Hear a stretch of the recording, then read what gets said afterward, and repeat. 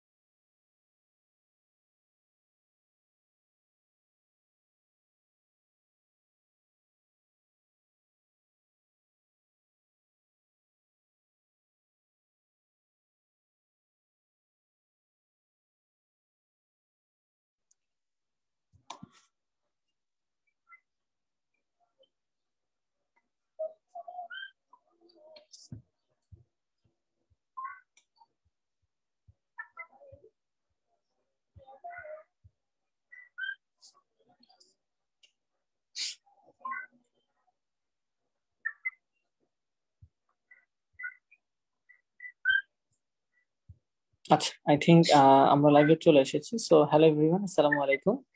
আশা করি সবাই ভালো আছো। তো সবাইকে ওয়েলকাম করছি আমাদের এইচএসসি 2022 ক্র্যাশ কোর্সে physics second first paper chapter 10 আদর্শ গ্যাস বা আইডিয়াল গ্যাস, এই অধ্যায়ের দ্বিতীয় ক্লাসে আমি তোমাদের সাথে আছি, তোমাদের সবার প্রিয় ইমরান মুস্তফা ভাইয়া from CSC BUET.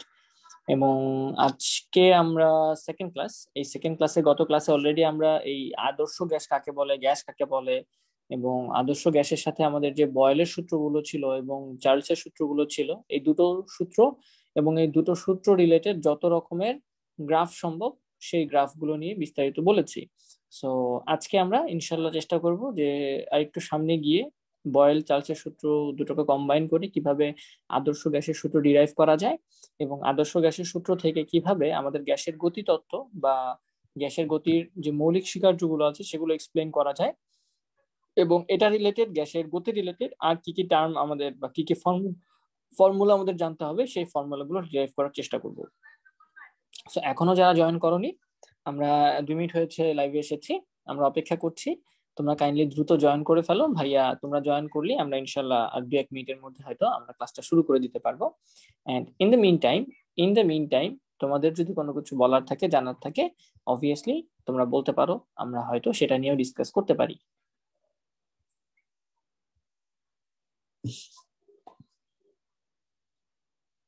So join করছো, অনেক স্টুডেন্ট জয়েন করে ফেলেছে।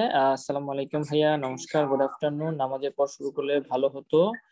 ওয়েল, আসলে টাইমটা ফিক্স করা তো 4টার সময় বলা, এই জন্য আসলে আমিও এই টাইমেই জয়েন করেছি। এটা 10 MS, ওরা ডিসিশনটা নিতে পারবে, হ্যাঁ, যে কখন ক্লাসটা শুরু করলে বেটার হয়। হ্যাঁ, নামাজের সময় দিলে অবশ্যই ভালো হতো। ভাইয়া নোটটা দিলে ভালো হতো কালকের ক্লাসের। আমি কালকের ক্লাসের নোটটা দেইনি ভাইয়া তোমাদের সাথে, তুমি হয়তো খেয়াল করো নাই। মাই মেহমুনা ইসলাম মুন, আমি গতকালকে একটা পোস্ট করে দিয়েছিলাম ভাইয়া গ্রুপে ক্লাস নেওয়ার পরপরই, এবং সেই পোস্টে কিন্তু তোমাদের ক্লাসের নোটটা দেয়া আছে। আমি একটু দেখাই দিই তোমাদের। 10 MS এইচএসসি ক্র্যাশ কোর্স, এখানে আমার একটা পোস্ট ছিল গতকালকে, তোমরা হয়তো খেয়াল করো নাই। তো আমার ক্লাসের পর আমি একটা লিংক এবং পোস্ট করে দিয়েছিলাম, সেখানে আমার লিঙ্কগুলো। আচ্ছা, আমি এখান থেকে দেখাচ্ছি। পেন্ডিং পোস্ট, মেম্বার রিকোয়েস্ট, আমার কন্টেন্ট গুলো কোথায়? জি ভাইয়া, পোস্ট মানে হয়েছে গ্রুপের মধ্যে। হ্যাঁ, গ্রুপে পোস্ট হয়েছে এবং কাইন্ডলি একটু চেক করো। হ্যাঁ, এখানে গিয়ে আমার নাম দিয়ে সার্চ করো যে ইমরান মুস্তফা ভাইয়া, ইমরান মুস্তফা লিখে সার্চ করলে তুমি পাবা, আমার পোস্টটা পেয়ে যাবা হোপফুলি।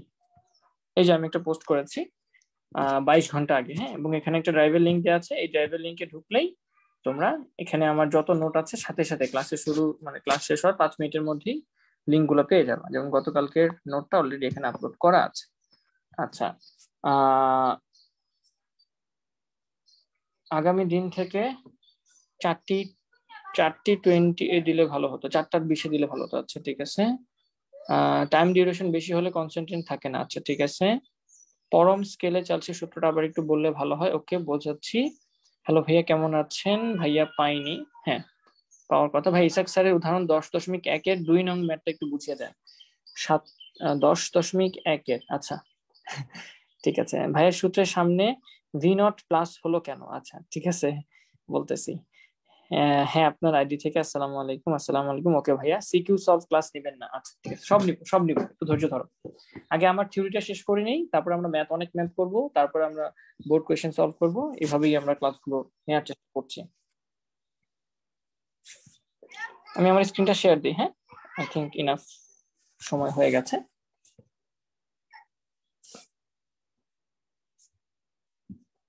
আমার স্ক্রিন কি দেখতে পাচ্ছ তোমরা? একটু ভাইয়াকে বললে ভাইয়া হয়তো তাহলে বুঝতে পারবো যে না ঠিক আছে, আমার স্ক্রিন তোমরা দেখতে পাচ্ছ।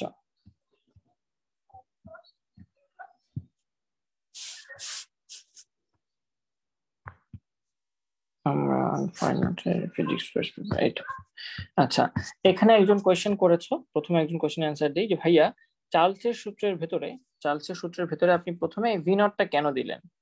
ভি নটটা কেন দিলেন? কারণ আমরা হিসেব করতেছি, আমরা হিসেব করতেছি 0°C থেকে। 0°C থেকে, হ্যাঁ, যে 0°C তো কোনো একটা গ্যাসের আয়তন কিছু একটা থাকবে, রাইট? কোনো বস্তুর কোনো কিছুর আয়তন কি শূন্য হতে পারে? এটা কি বলতে পারো যে কোনো কিছুর আয়তন শূন্য? কোনো কিছুর আয়তন কিন্তু শূন্য না, রাইট? কোনো কিছুর আয়তনই শূন্য হতে পারে না। অবশ্যই কিছু যে কোনো টেম্পারেচারই হোক তার কিছু একটা আয়তন থাকবে, কিছু একটা আয়তন থাকবে। তো সেই 0°C যদি কোনো একটা গ্যাসের আয়তন অলরেডি ভি নট থেকে থাকে, তারপর সেখান থেকে আমরা হিসাব করতেছি যে আমি যদি 1°C বাড়াই, তখন আমার আয়তনটা বাড়ে হচ্ছে ভি নটের 273/1 ভাগ। আবার যদি আরো 1°C বাড়াই, তখন আরো তোমার ভি নট বাই 273/1 ভাগ, এতটুকু করে আয়তন বাড়তে থাকে, অ্যাড হতে থাকে। তাহলে সেক্ষেত্রে আমি যদি 0°তে আয়তন হয় ভি নট, আর θ°C বাড়ানোর জন্য কতটুকু চেঞ্জ হবে? ভি নটের 273/1 ইন্টু থিটা, এত গুণ বাড়ছে, কারণ আমি θ°C আয়তন চাচ্ছি। তাহলে সেক্ষেত্রে আমার টোটাল আয়তনটা কত হবে? 0°তে যত ছিল প্লাস θ° বাড়ার জন্য যতটুকু বেড়েছে, এই দুইটাকে যোগ করে আমি মোট আয়তনটা পাবো না? হোপফুলি সবাই বুঝতে পারছো এবার যে ভাইয়া এই আমাদের চার্লসের সূত্রের মধ্যে আপনি বলেছেন যে আয়তনটা হবে 0°তে আয়তন প্লাস θ°C এর জন্য আয়তনের যতটুকু পরিবর্তন হয়, এটাই তো তাহলে আমাদের মোট আয়তন। এই জন্য আমার ফর্মুলাটা দেখতে এইভাবে এরকম আসছে। এবং এটাকে তোমরা যদি প্লট করো, আমরা গতকালকে কি প্লটিংটা দেখাইছিলাম? হ্যাঁ, এই যে আমরা ভি ভার্সেস টি এর একটা গ্রাফ প্লট করে দেখাইছিলাম। এবং সেটা বলেছিলাম যে এটা মূলবিন্দুগামী হবে, এই গ্রাফটা মূলবিন্দুগামী হবে। এখন এটা হচ্ছে কেলভিন স্কেলে, ঠিক আছে, কেলভিন স্কেলের জন্য। বাট তুমি যদি এখন ডিগ্রি সেলসিয়াস স্কেলে ধরো, তখন কিন্তু গ্রাফটা দেখতে এরকম হয় না। তখন ডিগ্রি সেলসিয়াস স্কেলে তুমি যদি এই ভি ভার্সেস টি এর গ্রাফটা প্লট করতে চাও, তোমার গ্রাফটা দেখতে এরকম হবে। আমি তোমাদের এঁকে দিচ্ছি, একটু দেখো। তখন গ্রাফটা দেখতে এরকম হবে যদি তুমি ভি ভার্সেস যে আমার ডিগ্রি সেলসিয়াস স্কেল আছে সেই স্কেলে মানগুলো প্রকাশ করার চেষ্টা করো। যে আমি এইদিকে নিচ্ছি ভাইয়া ধরেন আয়তন, আর এদিকে নিচ্ছি আমি টেম্পারেচার ডিগ্রি সেলসিয়াস স্কেল। তাহলে সেক্ষেত্রে এইখানে এই অংশটা কি? এই অংশটা হচ্ছে ভি নট, তার মানে 0°C গ্যাসের কিছু একটা আয়তন থাকে। কোনো কিছু আয়তন তো শূন্য হতে পারে না, অবভিয়াসলি কিছু না কিছু তো থাকবেই। সো 0°C আয়তন হচ্ছে শূন্য, মানে কিছু একটা আয়তন থাকবে। তারপর আমি যত টেম্পারেচার বাড়াবো ডিগ্রি সেলসিয়াসে, আয়তন তত বাড়তে থাকবে। এবং এটা দেখতে কেমন? এই ইকুয়েশনটা দেখতে কেমন? এরকম না, y = mx + c এর মতো না দেখতে? y = mx + c এর মতো দেখতে না? এই যে এখানে সিটা কি? সিটা হচ্ছে কনস্ট্যান্ট, সি এর মান হচ্ছে এটা, আর এক্স এর মান হচ্ছে এই যে থিটা বা টি, আর এম হচ্ছে v0/273, আর এই ভি হচ্ছে ওয়াই। এবং এই ক্ষেত্রে দেখা যায় এই গ্রাফটাকে তুমি যদি পেছন দিকে বর্ধিত করো, এখানে কোন একটা জায়গায় মিলিত হয়েছে। এবং এটা কত হয় কেউ কি বলতে পারবা? এটা হয় হচ্ছে -273°C বা 0 কেলভিন টেম্পারেচার। এবং এখানে তুমি কি দেখতে পাচ্ছ, আয়তনটা কি শূন্য না? এই বিন্দুর স্থানাঙ্কে দেখো তো আয়তন শূন্য আসতেছে না? এই বিন্দুর স্থানাঙ্কে আয়তন শূন্য আসতেছে কিনা? এটা তো এক্স অক্ষের উপর, তাহলে এক্স অক্ষের উপর কি আয়তন শূন্য না? এখানে তো আয়তন শূন্য, তাহলে এখানে আয়তন শূন্য হলে এটাকে বলা হয় কি, পরম শূন্য তাপমাত্রা। পরম শূন্য তাপমাত্রা।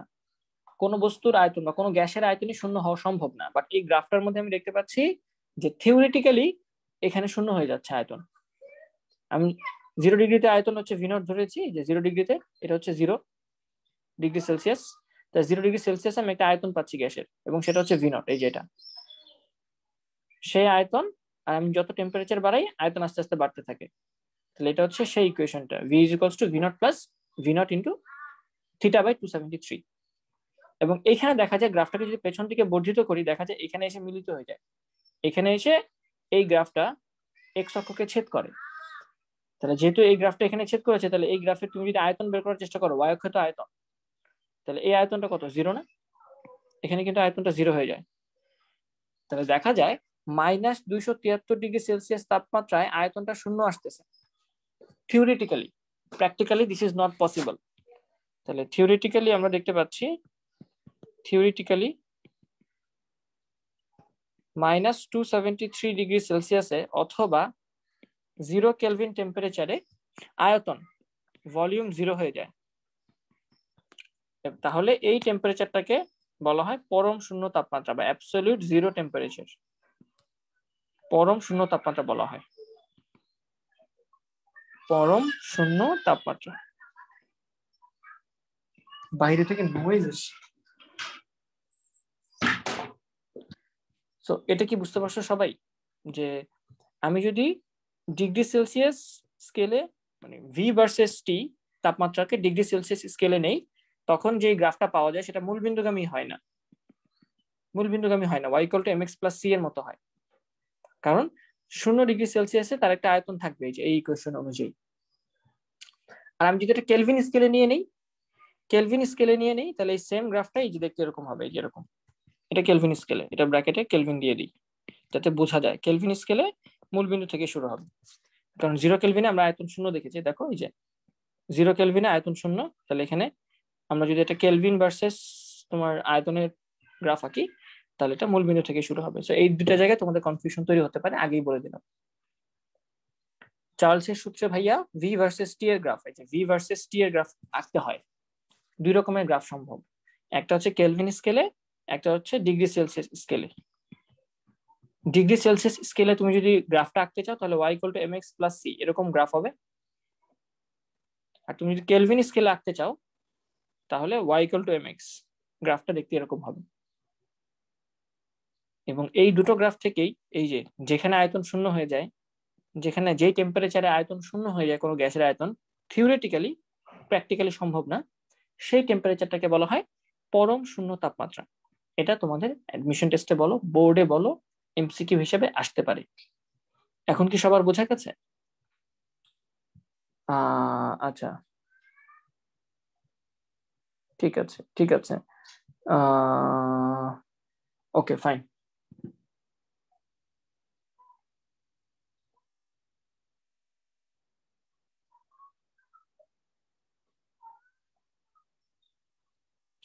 আচ্ছা, একজন বলতেছো ভাইয়া এই অধ্যায়ের ক্লাসগুলো 8-10টা ক্লাসে না নিয়ে 3-4টা ক্লাসে শেষ করে দেওয়া যায় না? 3-4টা না, একটা ক্লাসেও আমরা শেষ করি।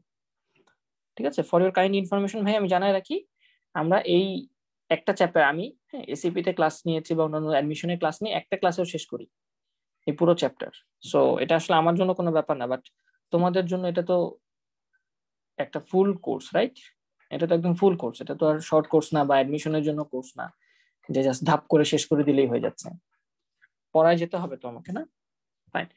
সো চার্লসের সূত্র হয়ে গেছে, চার্লসের সূত্রের ব্যাখ্যা আমরা দিয়েছি। আমরা এরপর হচ্ছে ওই বয়েলের সূত্র পড়েছি, যে পি সমানুপাতিক ভি, এবং সেখান থেকে আমরা অনেকগুলো ফর্মুলা বা ছোট ছোট কিছু ফর্মুলা ডিরাইভ করে আনতে পারি, যেখান থেকে বলা যায় P1 V1 = P2 V2 = P3 V3 = ... Pn Vn। এই তো, এটা কিন্তু আমাদের বয়েলের সূত্র থেকে একটা ফর্মুলা পাওয়া গিয়েছিল, যে নির্দিষ্ট পরিমাণ গ্যাস এবং তাপমাত্রা যদি কনস্ট্যান্ট থাকে, তাহলে আমরা বলতে পারি এটা। চার্লসের সূত্র থেকে আমাদের পাওনা কি? চার্লসের সূত্র থেকে আমাদের পাওনা হচ্ছে ভি সমানুপাতিক টি, বা বলা যায় VA1/T1 = V2/T2 এরকম করে করে করে কনস্ট্যান্ট। আর গ্রাফগুলো তো এক্সপ্লেনেশন দিয়েছি, এবং এই দুটোকে কম্বাইন করে আমরা যে ফর্মুলাটা পাবো সেটা হচ্ছে আমাদের বাস্তব গ্যাসের যে ফর্মুলা আছে সেটা। আমাদের বাস্তব গ্যাস কি বলে? PV = nRT। আমরা বয়েল থেকে পেয়েছি P সমানুপাতিক 1/V, এবং আমরা চার্লস থেকে পেয়েছি V সমানুপাতিক T, রাইট? সো এই দুটোকে যদি আমরা কম্বাইন করার চেষ্টা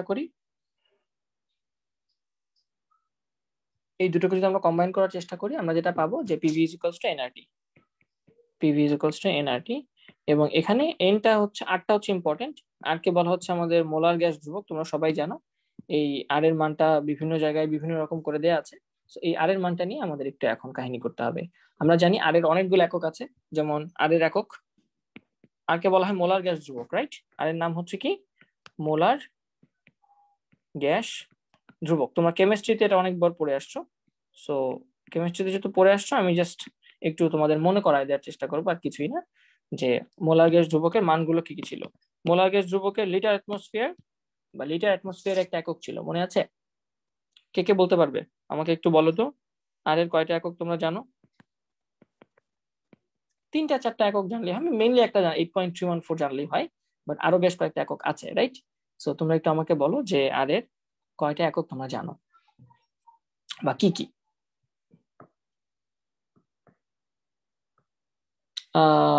সবাই আটকা? আচ্ছা আচ্ছা, ঠিক আছে ভাইয়া, বোর্ডে ক্লাস নেন প্লিজ। না, আমি এভাবে ক্লাস নিই, হ্যাঁ আমি বোর্ডে ক্লাস নিই। তোমরা আচ্ছা তোমাদের, আচ্ছা না কিছু বলবো না এখন, বলবো না, কয়েকদিন ক্লাস নিয়ে নি তারপরে বলবো, ফাইন।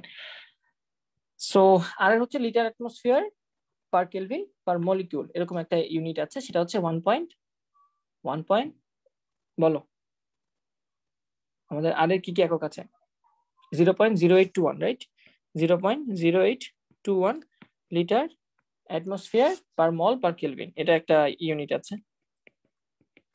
তারপর আরেকটা কি আছে? 8.314 joule per mole per kelvin, right? 8.314 joule per mole per kelvin. আর কি কি একক আছে বলো তো? আর কি কি একক আছে? সিজিএস এ একটা একক আছে, এসআই তে একটা একক আছে। এসআই তে যেটা একক সেটা হচ্ছে 8.314, এটা হচ্ছে এসআই ইউনিটের একক। এটা হচ্ছে আমাদের এসআই ইউনিটের একক, আর এটা হচ্ছে লিটার অ্যাটমসফিয়ার একক, আরো দুইটা একক আছে, সিজিএস এ আছে, ক্যালোরিতে আছে, আবার ইঞ্জিনিয়ারিং মানও আছে। সো এগুলো মানে মেনলি যেহেতু কেমিস্ট্রি, সো মানে কেমিস্ট্রিতেই পড়তে হবে এমন কোনো কথা নেই, আমাদের কিন্তু এখানেও লাগতে পারে, ঠিক আছে? আমাদের এখানেও লাগতে পারে। সো এই মানগুলো আমাদের একটু কষ্ট করে হলেও একটু মনে রাখতে হবে। 8.314 দিয়ে কি আছে একটা বলো তো? 8.314 মানে আমি এরকম মনে রাখি যে এটাই জাস্ট লাস্টে কিছু একটা অংশ যোগ হয়। 8.31 × 10⁻⁷ arc per mole per Kelvin, arc per mole per Kelvin। এটা হচ্ছে এসআই ইউনিটে, আর এটা হচ্ছে আমাদের সিজিএস ইউনিটে, সেন্টিমিটার গ্রাম সেকেন্ড সিস্টেম। এটা হচ্ছে সিজিএস ইউনিটে, তোমরা জানো এগুলো, আমি হোপফুলি তোমরা সবাই এগুলো জানো। আর আরেকটা ইউনিট আছে ক্যালোরিতে, আরেকটা ইউনিট আছে, সেই ক্যালোরি ইউনিটটা কত কেউ একটু বলো তো? ক্যালোরি ইউনিট আছে এবং ইঞ্জিনিয়ারিং একটা ইউনিটও আছে। ক্যালোরি ইউনিট হচ্ছে 1.987 calorie per mole per kelvin, 1.987 calorie per mole per kelvin, এটা হচ্ছে ক্যালোরি ইউনিটে।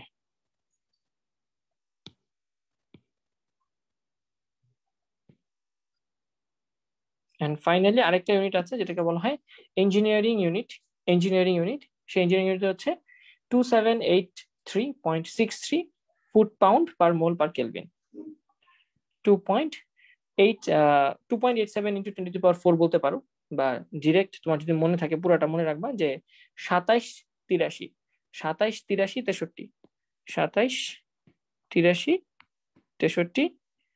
এটা হচ্ছে তোমার ফুট পাউন্ডাল, FTLB, এটা ফুট পাউন্ডাল বলা হয়, হ্যাঁ ফুট পাউন্ডাল পার মোল পার কেলভিন। তো এখানে আমরা অনেকগুলো ইউনিট পড়লাম। এটা হচ্ছে ইঞ্জিনিয়ারিং ইউনিট, মানে ইঞ্জিনিয়াররা তো মেইনলি তোমার কত ফিট বাই কত ফিট, হ্যাঁ ফিট নিয়ে বেশি আলোচনা করে ইঞ্জিনিয়াররা। সো ফিট পাউন্ড এগুলো নিয়ে কাজ করে, তো সেক্ষেত্রে এটা হচ্ছে আমাদের ইঞ্জিনিয়ারিং ইউনিট, ইঞ্জিনিয়াররা ইউজ করে, ঠিক আছে, ইঞ্জিনিয়ারিং ইউনিট। আর এটা হচ্ছে ক্যালোরি। সো আমরা মোলার গ্যাস ধ্রুবক পিভি ইকুয়ালস টু এনআরটি নিয়ে কাজ করব, এবং মোস্ট অফ দ্য টাইম আমরা যে এসআই ইউনিট আছে, স্ট্যান্ডার্ড ইন্টারন্যাশনাল স্ট্যান্ডার্ড ইউনিট, সেটা নিয়ে কাজ করব। বাট মাঝে মাঝে আমাদের এই ইউনিটগুলো নিয়ে কাজ করতে হতে পারে, স্পেশালি তোমাদের কেমিস্ট্রিতে এই ইউনিটগুলো নিয়ে খুব বেশি কাজ হয়। সো ফিজিক্সে হয়তো লাগে না, বাট কেমিস্ট্রিতে লাগে। আর যেহেতু কেমিস্ট্রিতে আছে, কেমিস্ট্রিতে লাগে, তার মানে ফিজিক্সেও কিন্তু বলো, ইঞ্জিনিয়ারিং ইউনিভার্সিটি গুলো বলো, হ্যাঁ স্পেশালি বুয়েট বলো বা অন্যান্য রুয়েট কুয়েট চুয়েট, এগুলোতে যদি কোয়েশ্চেন আসে তাহলে কিন্তু তোমাদের এখান থেকে এই কোয়েশ্চেন আসবে, বুঝতে পারছো, একটু কঠিন করে দেওয়ার জন্য আসবে। ফাইন।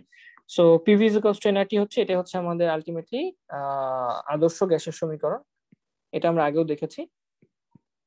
এরপরে এটাকে একটু ঠিক করার জন্য, যে বাস্তব গ্যাসের সাথে এটা মিল করার জন্য একটু চেঞ্জ আসছে, সেটা আমরা বলবো, সেটা আমরা পড়বো।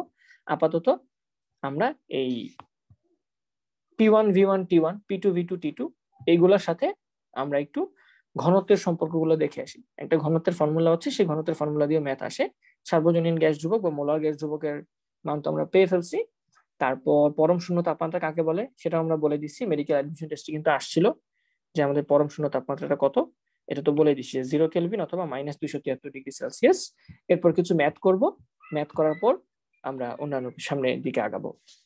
ফাইন। বাস্তব গ্যাসের সমীকরণটাও লিখে ফেলি। বাস্তব গ্যাস, আদর্শ গ্যাস হচ্ছে পিভি ইকুয়ালস টু এনআরটি। আর বাস্তব গ্যাসের যে ইকুয়েশন সেটা কেমন, বাস্তব গ্যাসে আমরা জানি একটু ডিফারেন্ট হয়। যেমন ধরো এই যে আমাদের আদর্শ গ্যাসে কি ধরা হয়, যে অণুগুলোর আয়তন নগণ্য। গ্যাসের যে অণুগুলো থাকে সেই গ্যাসের অণুগুলোর আয়তন নগণ্য। তাহলে সেক্ষেত্রে আমরা পিভি ইকুয়ালস টু এনআরটি যে লিখি, পিভি ইকুয়ালস টু এনআরটি যে লিখি, তাহলে এখানে অবশ্যই কোনো একটা ঘাটতি আছে। এখানে কোনো একটা, আমরা কোনো একটা আয়তন বাদ দিয়ে নিচ্ছি, কারণ আদর্শ গ্যাসে এই আয়তনগুলোকে নগণ্য চিন্তা করা হয়, বাদ দিয়ে দেওয়া হয়। তাহলে আমরা একটা আয়তন মিসিং ছিল। তাহলে সেক্ষেত্রে আমরা এই যে পিভি ইকুয়ালস টু আদর্শ গ্যাসের ইকুয়েশনটা একটু দেখে আসি, যে PV equals to N R টি। এখানে মেইনলি দুইটা সমস্যা, বাস্তব গ্যাসে মেইনলি দুইটা সমস্যা, একটা হচ্ছে চাপ ক্যালকুলেশনের সমস্যা, একটা হচ্ছে আয়তন ক্যালকুলেশনের সমস্যা। আমরা আদর্শ গ্যাসের ইকুয়েশনে যে ইকুয়েশনটা লিখেছি এর মধ্যে দুইটা জায়গায় সমস্যা আছে, একটা চাপে একটা আয়তনে। চাপের মধ্যে কি সমস্যা, চাপের মধ্যে সমস্যা হচ্ছে আমরা এখানে চাপটাকে কম বিবেচনা করি, মানে একটু কম ক্যালকুলেশন করা হয়, কম ক্যালকুলেশন করা হয়। এবং সেই এক্সট্রা চাপটা কিভাবে ক্যালকুলেট করা যেতে পারে, এনি আইডিয়া? তোমাদের কারো কাছে কোনো আইডিয়া আছে যে আমরা এক্সট্রা চাপটা কিভাবে ক্যালকুলেট করতে পারি, বা এখানে আসলে আদর্শ গ্যাসে কোন কোন জায়গায় আমাদের ভুল আছে? মেইনলি আমাদের এটা এরকম হয়, মেবি আমার যতটুকু মনে পড়ে, P plus N square A by V R V minus N B is equals to N R T, যতটুকু আমার মনে আছে। এটা হচ্ছে আদর্শ গ্যাসের ইকুয়েশন, বা মানে বাস্তব গ্যাসের ইকুয়েশন, যেখানে পি এর সাথে একটা এক্সট্রা অংশ যোগ হয় এবং আয়তনের থেকে একটা এক্সট্রা অংশ বিয়োগ যায়। যেহেতু আমরা গ্যাসের বিচরণশীল আয়তন চিন্তা করছি, যে গ্যাসগুলোর বাকি আয়তন কতটুকু, এখানে যে ভিটা এটা কিন্তু পাত্রের আয়তন, এখানে যে ভিটা সেটা হচ্ছে পাত্রের আয়তন। তাহলে পাত্রের আয়তন থেকে তো আমার আসলে এই গ্যাসের অণুগুলোর আয়তন বিয়োগ করতে হবে না, কারণ আমি অ্যাকচুয়াল খালি আয়তনটা চাই। তাহলে এন মোল গ্যাস যদি আমি ইউজ করি, এন মোল গ্যাস যদি আমি ইউজ করি, তাহলে অবভিয়াসলি আমার যে এন মোল গ্যাসের যে আয়তন আছে সেই আয়তন কিন্তু আমাকে বিয়োগ করতে হবে। তাহলে এই জন্য আমরা কি করতেছি, ভি থেকে সামথিং কিছু একটা বাদ দিচ্ছি, ভি থেকে সামথিং কিছু একটা বাদ দিচ্ছি। আবার ঠিক সেম ভাবে আমরা প্রেসারের সাথে কিছু একটা যোগ করতেছি। কেন কেন যোগ করতেছি, কারণ দেখা যায় যে এই প্রেসারটা হচ্ছে কি, গ্যাসের কণাগুলো আমার দেয়ালের ভিতরে যে প্রেসারটা দেয়, চাপ দেয়, সেটা হচ্ছে প্রেসার। কিন্তু আমরা গ্যাসের অণুগুলোর আন্ত আকর্ষণ বল 0 চিন্তা করেছি, যে গ্যাসগুলো নিজেরা কোনো আকর্ষণ করে না। আদর্শ গ্যাসে চিন্তা করে নেওয়া হয়েছে যে গ্যাসগুলো নিজেরা আকর্ষণ করে না নিজেদেরকে, কিন্তু সত্যিকারে কি তাই হয়? না, গ্যাসগুলো নিজেরা কিছু আকর্ষণ করে। সো একটা গ্যাসের কণা যখন দেয়ালে চাপ দিতে যাবে, তখন আরেকটা গ্যাসের কণা তাকে টান দিয়ে ধরে ফেলবে না, কারণ তারা তো, তাদের মধ্যে তো আকর্ষণ বল কাজ করতেছে। একজন যখন দেয়ালে হিট করতে যাবে তখন আরেকজন তাকে টান দিয়ে ধরবে। তাহলে এতে কি হচ্ছে, এতে আমি যে প্রেসারটা পাচ্ছি সেই প্রেসারটা কি অ্যাকচুয়াল প্রেসার থেকে কম না? আদর্শ গ্যাসের চিন্তা করা হয়েছে কোনো আকর্ষণ বল নাই, তাহলে তার মুক্ত ভাবে দেয়ালে গিয়ে হিট করতে পারবে, কোনো সমস্যা নেই। আমাকে ওই প্রেসারটা দরকার, একটা অণুর দেয়ালে যে প্রেসারটা দেয় সেই প্রেসারটা দরকার। কিন্তু যদি বাস্তব গ্যাস চিন্তা করি, তাহলে বাস্তব গ্যাসে তো একজন একজনকে অবশ্যই আকর্ষণ করবে, কিছু না কিছু আকর্ষণ তো আছে, হালকা হালকা আকর্ষণ তো আছে। সো এই আকর্ষণের কারণে কি হয়, সে যতটুকু চাপ দেওয়ার কথা ছিল দেয়ালে ততটুকু চাপ দিতে পারে না, কমে যায়, রাইট? কারণ তাকে টেনে ধরতেছে কেউ। এই জন্য কি হচ্ছে, আদর্শ গ্যাসের ক্ষেত্রে এই পি এর সাথে কিছু একটা এক্সট্রা অংশ যোগ হচ্ছে, কারণ এই অংশটা হচ্ছে কি, যে যতটুকু কমে যাচ্ছে, এটা হচ্ছে যতটুকু কমে যাচ্ছে সেটা। আমাকে একটু কেউ জানাও যে আমার ইকুয়েশনটা লেখাটা কি ঠিক আছে কিনা। P plus N square A by V, নাকি V square R V minus N B equals to N R T. আমার ইকুয়েশনটা লেখা কি ঠিক আছে না, এটা একটু আমাকে কাইন্ডলি জানাও। এবং এই দুইটা কারণ কি বুঝতে পারছো কিনা, যে চাপ আসলে আমরা আদর্শ গ্যাসের চাপ একটু কম লিখি, চাপ কম বিবেচনা করা হয়, আর আয়তনটা বেশি বিবেচনা করা হয়, যার কারণে আমরা কি করেছি, একটু অ্যাড করেছি বা একটু মডিফাই করেছি, আয়তন থেকে কিছু একটা অংশ বিয়োগ করেছি এবং চাপের সাথে কিছু একটা অংশ যোগ করেছি। এবং এই বিয়োগ করা এবং যোগ করা, কেন যোগ করেছো বিয়োগ করেছো, কারণটা কি সেটা তোমাকে এক্সপ্লেন করতে হবে, এক্সপ্লেনেশনটা দরকার হয়। সবাই কি বুঝতে পেরেছো যে আমাদের বাস্তব গ্যাসের ইকুয়েশনটা কেন এরকম আসছে, কেন প্রেসারের সাথে কিছু একটা যোগ হচ্ছে এবং কেন আয়তন থেকে কিছু একটা অংশ বিয়োগ যাচ্ছে? কারণ আমাদের আদর্শ গ্যাসে চিন্তা করা হয় যে কোনো আকর্ষণ বল কাজ করে না অণুর মধ্যে, আর অণুগুলোর আয়তন নগণ্য। এই দুইটা জিনিস চিন্তা করে আদর্শ গ্যাসের সমীকরণটাকে এস্টাবলিশ করা হয়েছে। কিন্তু বাস্তব গ্যাসের ইকুয়েশনে বাস্তব গ্যাস তো পরস্পরকে আকর্ষণ করবে এবং তার কিছু আয়তনও থাকবে। সো এই দুইটা ভুল ছিল হচ্ছে আমাদের আদর্শ গ্যাসের এখানে। সো এই দুটাকে আমরা ঠিক করে ফেললাম এইভাবে। বিয়োগ করাটা বুঝি নাই, ঠিক আছে, এনাম ভাইয়া পড়িয়েছিলেন, ওকে ঠিক আছে, আনাম ভাইয়া, আনাম আনাম, ফাইন। বিয়োগ করাটা বুঝি নাই, আচ্ছা বিয়োগ করাটা বোঝো নাই। আমাকে বলো যে এই প্রত্যেক আদর্শ গ্যাসের চিন্তা করা হয়েছে আয়তন নগণ্য, আয়তন বাদ, গ্যাসের কোনো আয়তন নাই, গ্যাসের কণার আয়তন নাই, এটা চিন্তা করা হয়েছে, ঠিক আছে, আয়তন নগণ্য চিন্তা করা হয়েছে। বাট বাস্তবে কি আয়তন নগণ্য? কিছু না কিছু তো থাকবেই, ধরো অনেক কম, বাট কিছু না কিছু তো থাকবে আয়তন, প্রত্যেকটা অণুর আয়তন যোগ করলে তো কিছু না কিছু আয়তন হবেই। তাহলে এখানে কতটুকু আয়তন আছে, পাত্রের মুক্ত আয়তন কতটুকু? পুরাটা যদি ভি হয়, আদর্শ গ্যাসের জন্য ওই কণাগুলোর আয়তন বাদ দিয়ে দেওয়া হয়েছে, যে মনে করা হয়েছে ওগুলো নাই, তাহলে পুরো আয়তনটাই হচ্ছে মুক্ত আয়তন গ্যাসের জন্য। আর বাস্তব গ্যাসে কি করা হয়েছে, না আমাকে তো এই আয়তনগুলো বিয়োগ করতে হবে, তাহলে তো আমি বিচরণশীল আয়তনের জায়গাটা পাবো, যে গ্যাসগুলো ধরো জমা করে ফেলছে এক জায়গায়, জমা করে ফেলছি সব জায়গায়, তাহলে বাকি জায়গাটুকু দরকার আমার, বাকি আয়তনটা দরকার। এই জন্য আমি কি করছি, অ্যাকচুয়াল পাত্রের আয়তন থেকে ওই এন মোল বিশিষ্ট, এন মোল পরিমাণ গ্যাসের যে আয়তন আছে সেটা বিয়োগ করে নিয়েছি। এখানে উল্লেখ্য এ এবং বি হচ্ছে কনস্ট্যান্ট, এগুলোর মান দেয়া থাকবে, এখানে উল্লেখ্য এ এবং বি হচ্ছে কনস্ট্যান্ট। এবং তোমাদের কেমিস্ট্রিতে, স্পেশালি কেমিস্ট্রিতে এটা নিয়ে অনেক ম্যাথ আছে, অনেক ম্যাথ আছে, এবং আমি বলবো কেমিস্ট্রি ম্যাথ গুলো তুমি একটু করবা, কারণ ওগুলো দরকার আছে, ওগুলো দিয়েই আমাদের ফিজিক্স এখানেও কোয়েশ্চেন আসতে পারে। ফাইন, তাহলে আদর্শ গ্যাস হয়ে গেল, বাস্তব গ্যাস হয়ে গেল, বয়েলের সূত্র হয়ে গেল, চার্লসের সূত্র হয়ে গেল। এখন আমরা বয়েলের সূত্র বা চার্লসের সূত্রর কম্বিনেশন থেকে কিছু ঘনত্বের সাথে সম্পর্ক, চাপ এবং ঘনত্বের সাথে সম্পর্ক নিয়ে আসতে পারবো। আমরা কিছু ফর্মুলা ডিরাইভ করা শিখতেছি, ঠিক আছে, চাপ এবং ঘনত্বের ফর্মুলা গুলা বের করার চেষ্টা করছি, চাপের সাথে ঘনত্বের কি সম্পর্ক আছে। আমরা জানি P1 V1 by T1 is equals to P2 V2 by T2, right? P1 V1 by T1 is equals to P2 V2 by T2, এটা তো জানি বয়েল ও চার্লসের কম্বিনেশন সূত্র থেকে, PV is equals to nRT আর কি, PV is equals to nRT। তাহলে টিটাকে যদি পাশে নিয়ে আসি, তাহলে PV by T সমান সমান nR, এটা হচ্ছে একটা কনস্ট্যান্ট, ঠিক আছে, এটা হচ্ছে আমাদের বয়েল এবং চার্লসের সূত্র থেকে এখান থেকে পাইছি আর কি, যে PV is equals to nRT, তো তাহলে PV by T এটা হবে একটা কনস্ট্যান্ট মান। এটা হবে কনস্ট্যান্ট। তাহলে সেক্ষেত্রে P1 V1 by T1 is equals to P2 V2 by T2। এখন আমরা জানি যে আয়তন V1 সমান সমান কি, rho equal to M by V. তাহলে rho equals to M by V হলে V is equals to M by rho, right? V is equals to M by rho. তাহলে যেহেতু গ্যাসের পরিমাণ আয়তন সেম, নির্দিষ্ট পরিমাণ গ্যাসের কথা বলতেছি আমরা, তাহলে এমটা সেম হলে জাস্ট এখানে মানগুলো বসায় দাও।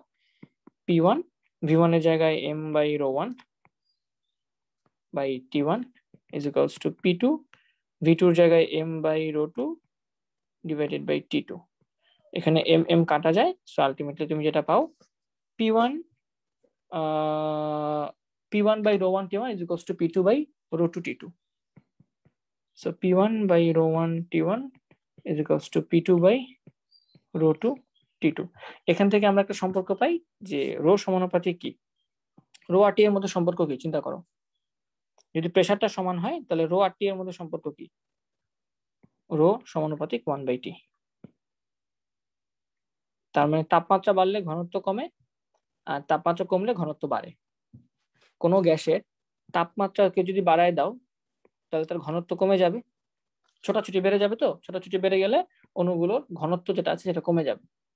আবার তাপমাত্রা যদি কমায় দাও তাহলে ছোটাছুটি কমে যাবে, একক জায়গায় ভর বেশি হবে এবং সেক্ষেত্রে বস্তুর যে ঘনত্ব আছে সেটা বেড়ে যাবে। তাহলে সেক্ষেত্রে তাপের সাথে আমাদের যেই ঘনত্বের সম্পর্ক সেটা হচ্ছে ব্যস্তানুপাতিক। আবার রো এর সাথে পি এর সম্পর্ক কি বলতো? রো এর সাথে পি এর সম্পর্ক কি? সমানুপাতিক। যদি T1 সমান সমান T2 হয় তাহলে রো সমানুপাতিক পি। এই ব্যাখ্যাটা কিভাবে দিবা?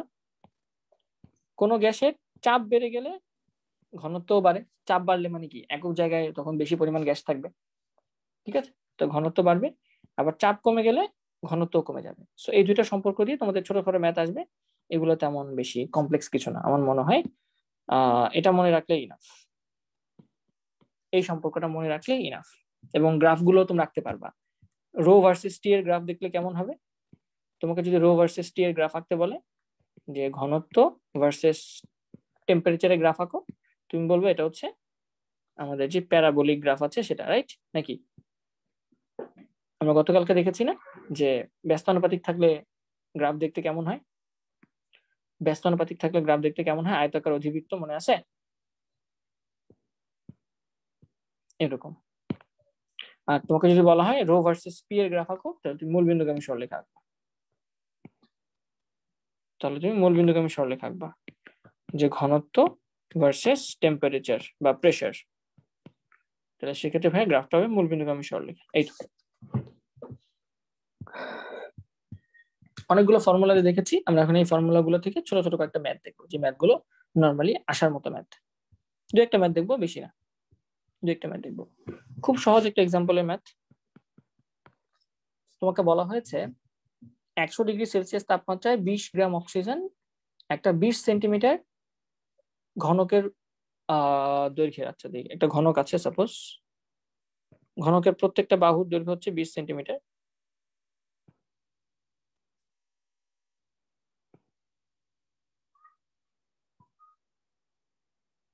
একটা ঘনক আছে তোমার কাছে, বলা হলো ঘনকের প্রত্যেকটা বাহু হচ্ছে 20 সেন্টিমিটার করে, প্রত্যেকটা বাহুর দৈর্ঘ্য হচ্ছে 20 সেন্টিমিটার।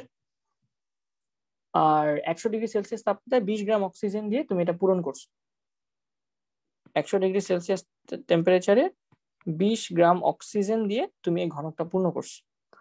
ঘনকটাকে ভালো করে আঁকাই তাহলে তোমরা বুঝতে পারবা ক্লিয়ারলি। এটা ধরো সেই ঘনকটা। তাহলে এই ঘনকের প্রত্যেকটা বাহুর দৈর্ঘ্য হচ্ছে 20 সেন্টিমিটার করে। বলা আছে 1 মোল অক্সিজেনের ভর হচ্ছে 32 গ্রাম, এটা দরকার নাই। ঘনকের অভ্যন্তরে চাপ কত?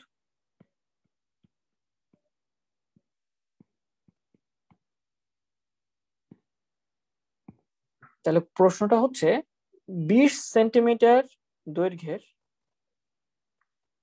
বাহু বিশিষ্ট একটা ঘনক আছে, সেই ঘনকের ভেতর 20 গ্রাম অক্সিজেন রেখেছো তুমি, এবং টেম্পারেচার হচ্ছে 100°C। তাহলে ওই পাত্রের ভেতরে চাপ কত? কি কি দেয়া আছে? ছোট ছোট ম্যাথ, এগুলো ছোট ছোট ম্যাথ পারবা তোমরা নিজেরাই।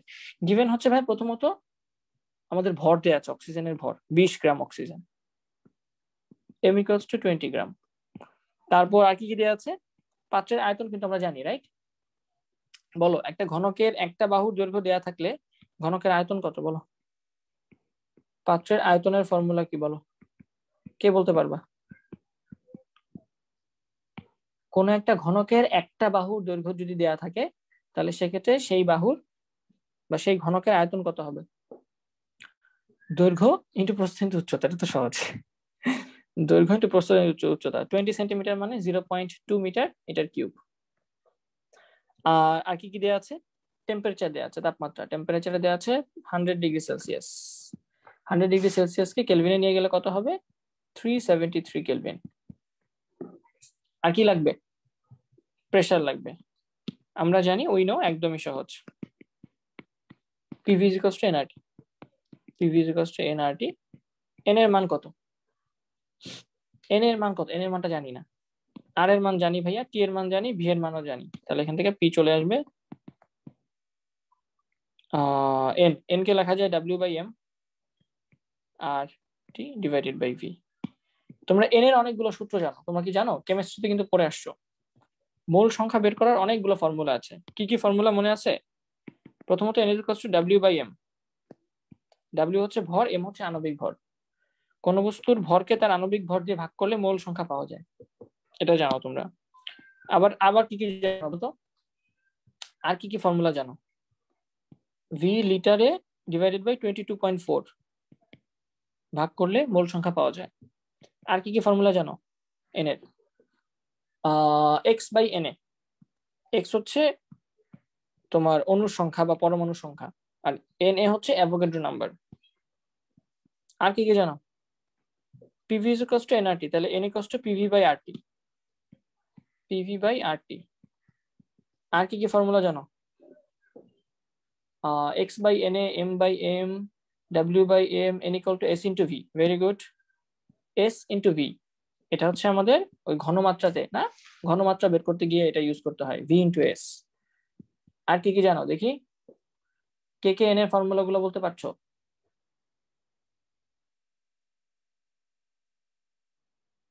আচ্ছা, কেউ একজন বলছিল 6a কিউব, ঘনকের আয়তন দিয়ে 6a কিউব বলছিলা কেন? এটা যদি ঘনকের একটা তল হয়, এই তলের ক্ষেত্রফল কত? এটা যদি এল হয়, এটা যদি এল হয়, তাহলে এল স্কোয়ার, এল স্কোয়ারের সাথে হাইট, হাইট হচ্ছে এল, গুণ করে দিলেই তো এল কিউব, যেটা হচ্ছে ঘনকের আয়তন। খুব সহজ। ঘনকের সমগ্র তলের আয়তন বলি নাই। তাহলে একটা তল, ওই পাশে দুইটা তল, তিনটা তল, চারটা তল, পাঁচটা তল, ছয়টা তল, এবং প্রত্যেকটা তল হচ্ছে এল স্কোয়ার, তাহলে 6l স্কোয়ার। এটা হচ্ছে সমগ্র তলের ক্ষেত্রফল, ঠিক আছে? আচ্ছা, n বাই 6.626 ইন্টু 10⁻23, এটা তো লিখছি যে x/na, x/na তো লিখেছি। STP তে v/22.4, হ্যাঁ এটাও লিখেছি। w/m এটাও লিখেছি, PV/RT এটাও লিখেছি, s into v এটাও লিখেছি। সো মোটামুটি এই ফর্মুলা গুলো আমরা জানি। আরেকটা ফর্মুলা আছে, আমার খেয়াল নেই এখন, তোমাদের তড়িৎ রসায়নে ছিল, চ্যাপ্টার 4 এ তড়িৎ রসায়নে একটা n এর ফর্মুলা ছিল, ঠিক আছে? ওই ফর্মুলাটা এখানে অ্যাড করে দিও তোমরা। তাহলে আমরা এখানে অনেকগুলো n এর ফর্মুলা পড়ে ফেললাম। আর এখানে v কে, এই ফর্মুলাতে v কেও কিন্তু লেখা যায় কি, ওই যে v ইকুয়ালস টু m/ρ, যেটা সেটা কিন্তু করা যায়। হ্যাঁ, মানে আমরা এই ফর্মুলাটা p1/ρ1t1 ইকুয়ালস টু p2/ρ2t2, এই ফর্মুলাটা ডিরাইভ করা যায়। তাহলে এখান থেকে আমরা ইজিলি অ্যান্সারটা বের করতে পারবো। ওকে ওকে ফাইন, হোপফুলি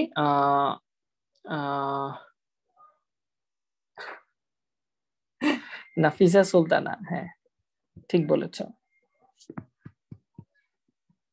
তোমাদের সাথে কথা বলা হয় নাই তো, সমস্যা নেই, দুদিন ক্লাস করো আর কয়েকদিন আমার সাথে, তারপর তোমাদেরকে সাইজ করব। আচ্ছা ফাইন, এখন আমরা একটু সামনে আসি। হ্যাঁ, মোটামুটি একটা ম্যাথ দেখছো তো, আরো ম্যাথ দেখবো ভবিষ্যতে, আরো ম্যাথ দেখবো। ওই হ্রদের ম্যাথ গুলো বেশি ইম্পর্টেন্ট এই চ্যাপ্টারে, হ্রদের ম্যাথ গুলা, যে একটা বেলুন নিচে থাকে, বেলুনটাকে ছেড়ে দেওয়া হলো, বেলুন উপরে চলে আসলো, স্বাভাবিক। একটা নদীর তলদেশে বেলুন থাকলে সেই বেলুনটাকে যদি ছেড়ে দেওয়া হয় উপরে চলে আসবে, কিন্তু কেন? কারণ উপরে প্রেসার কম, নিচে প্রেসার বেশি। আমরা এটা দেখবো, একটু পরে দেখবো। আপাতত আচ্ছা সেই ম্যাথগুলো দেখে আসতে পারি, আই থিঙ্ক দেখাটাই বেটার। চলো, বলা হচ্ছে নদীর তলদেশে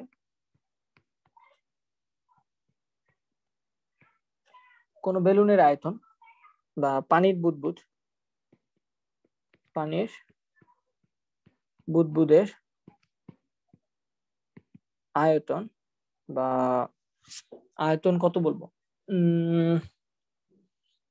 তলদেশে না দিয়ে তলদেশ থেকে দিয়ে দিই। হ্যাঁ, আমি কোশ্চেনটা বানানোর চেষ্টা করছি। তলদেশ থেকে পানির বুদবুদ যদি উপরে চলে আসে, পানির বুদবুদ সাপোজ উপরে চলে আসলো, তলদেশ থেকে পানির বুদবুদ উপরিতলে আসলে বুদবুদের